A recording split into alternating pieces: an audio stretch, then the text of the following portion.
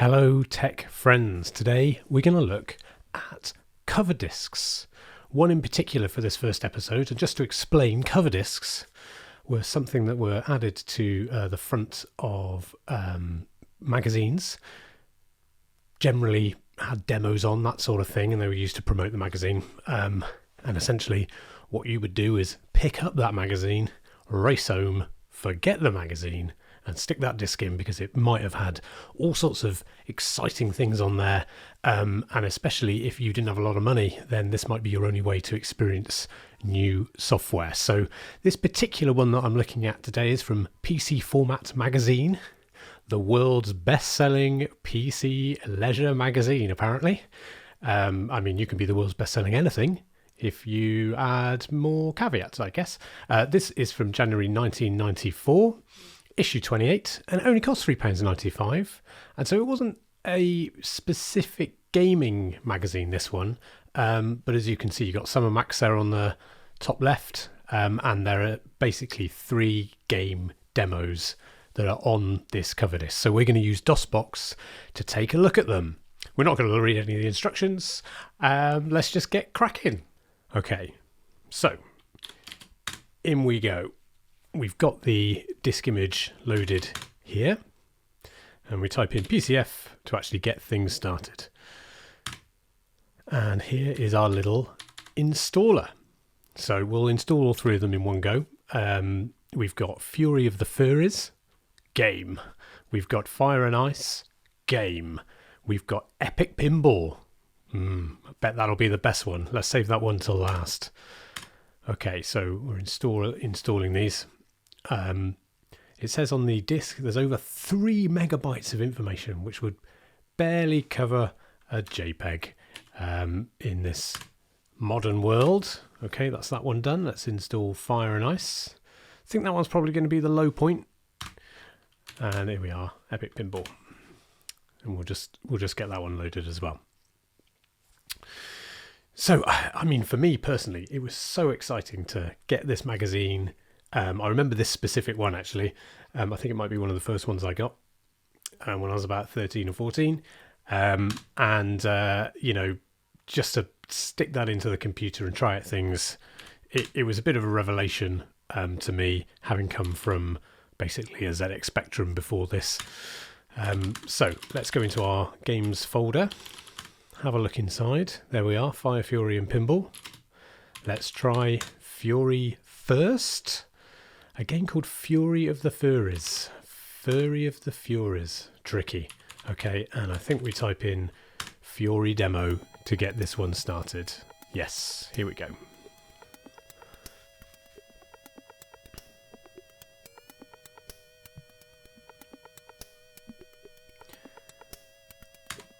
And I don't think there's any menu or anything like that. You're basically... Oh, well, look at this. There is... Well, I mean a title screen, I guess. But yeah, here we go. We're actually in the game right now, straight away. So we've got some banging tunes going on here. Okay, so this game essentially is a puzzle platform game, and you have these different furries that have different abilities.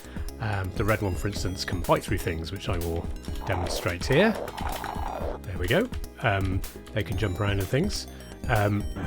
And that little noise means you've got access to another furry. Bottom left hand corner down here, we can now switch over to the green one, which we do by pressing down, moving right and pressing up again. And what can this one do? Well, he can jump like the other one can, but oh, he's got a rope. I was going to try and be very professional with that. Obviously didn't work. Let's try that again. So down, green. I guess you have to hold on to the... Yeah, there we go. We have to hold on to it. So, and ooh, bit of a spacebar heavy game. I can only go down so far. Okay, that's now giving me access down here to the blue one, which is going to be water based, isn't he? Of course, which means you can swim. The other one will probably die in there, which has got me the key. Open the key, and then here's the final one. That one's yellow, and that means that we can fire fireballs, which is pretty aggressive. Very cool. Look at that sort of transition. So this kind of platformer, very common on the SNES, Mega Drive as well, but not that common on the PC. Although by this time you were starting to see a few ports and things like that. Let's see if we can get up here again. Ooh, that's made that quite difficult, isn't it?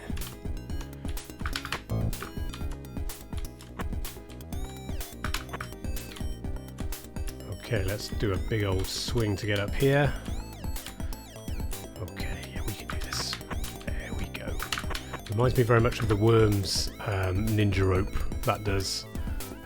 Which, you know, if you were very good at playing that, you could basically dominate an entire game with that. Can you change on the raft? No, you can't. But there's just a little slightly greyed out exit that we can jump through there, and that moves us onto the next level. So I was expecting the demo to end there when I tried this earlier, but actually it does go on, so not bad. This is going to operate a little bit from memory here. I think there's a ball that comes. Yeah, here we go. Do the old Indiana Jones job. Oh, gotta be careful. Oh dear me, bit of the old rebound there. Anyway, you get the idea with that. I think that's a pretty cool little platformer there. We've got a little time limit down here, some lives and things like that. I'm not quite sure how you exit the game, and I imagine if I'd have actually got the magazine and I could find one of the, you know, the guide in there, it'll probably tell me how to do it. But I'm just going to shut down DOSBox and we're going to try the next one. These animations are pretty cool, aren't they? Look at this. They all seem to be slightly different if you just leave it idle for a little length of time. Yeah, that's very cool. Okay, on to the next one. Okay, number 2 is Fire, which is Fire Xmas. Now, it does have a README file which just describes the purpose of the game. Essentially, it's a platformer. This one's a little bit different from the other one. That seems like what I would consider to be like a modern game, you know. Fury of the Furries, just a platformer, seems pretty cool. This one seems to come from somewhere else. It's like it's maybe from an Amiga or an Atari or something like that. We got a load of text here. Shoot the creature. There we go. Shoot the creatures to freeze them. Some creatures require multiple hits. They all do from what I've seen. Collect food, presents for extra points. Ice is slippery. It's too cold to swim. It doesn't tell you the specific purpose. Oh, shatter them to reveal if they have part of the special key. Okay, right. So let's just dive in there. Now, we've got a couple of options here. Keyboard or joystick for the controls. Let's select that. We've got VGA or EGA. Well, let's go Pro in VGA mode. Sound Blaster, and in terms of you can set the game speed. It says the optimum of my PC is 5. Well, if it knows, then crack on. That's what I say. So this one says with PC format. So it's obviously some sort of special tie-in. And the fact that it says Fire Xmas, maybe it's a sort of special Christmas edition. I know that Lemmings did something quite similar. Right, let's crack on. I haven't seen much fire in this demo, but I've seen a lot of ice. Okay, right. Let's dive in. Spacebar. Spacebar's the winner. Not pressing enter. So it reveals the entire map for us. See, it says Merry Xmas. I mean, you know, I feel like it's definitely some sort of Christmassy version, isn't it? Okay, let's go. But I'll tell you what's unusual about this one is the controls. So I think you can. Oh, actually, no, you can't use up, down, left, and right. You have to use, and this is why I think it's coming from a different place. Q, A, O, P, and space. So Q and A are up and down. O and P are left and right. And space is fire. So we can sort out that cheeky little penguin. Oh, not that cheeky little penguin though. So yeah, so that's me pressing Q to jump. And there's a dodgy looking seagull there. There's a lot on the screen going on. It's got a bit of a Euro vibe to it. Oh, I'm losing lives all over the place. Oh look, it's telling me where to go. Okay, that's good. Oh, dear me. This is not going very well. Okay. Oh, and there I go again. This is not straightforward, is it? Okay, that reveals a little staircase. I mean, it's okay. It's okay, but it's... I mean, using the controls QAOP is... QAOP, yeah. It is absolutely bonkers, especially as this is on a PC. So, let's get out of this one. I mean, I've pressed escape. It's actually let me out. Fantastic. Escape should be the universal button for exit the game, you know? It definitely wasn't though. Sometimes you'd have to go through menus and things. Right, well, I think I've saved the best for last. And let's just see if it runs straight away. Oh, it wants me to run setup first. We're going to say it's a Sound Blaster. I think the IRQ is 7.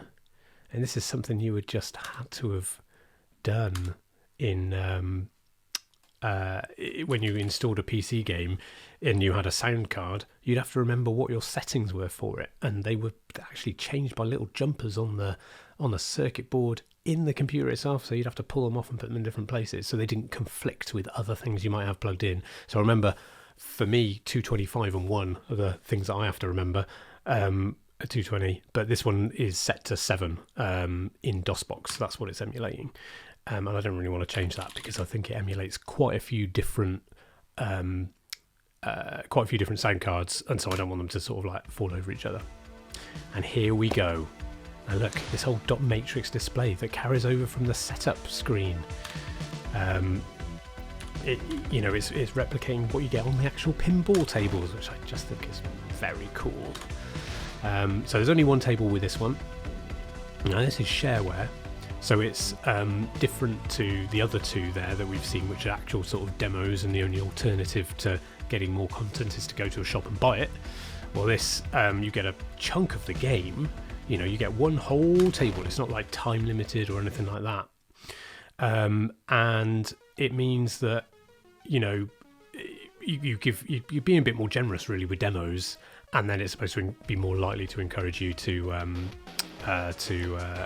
purchase more tables in this case, or other levels or whatever. You know, Doom is probably the most famous shareware release, which gave you, 7 or 8 levels, and then there's just another 2/3 of the game that you can buy. So often the case though, I think, that the shareware versions showcase the best stuff.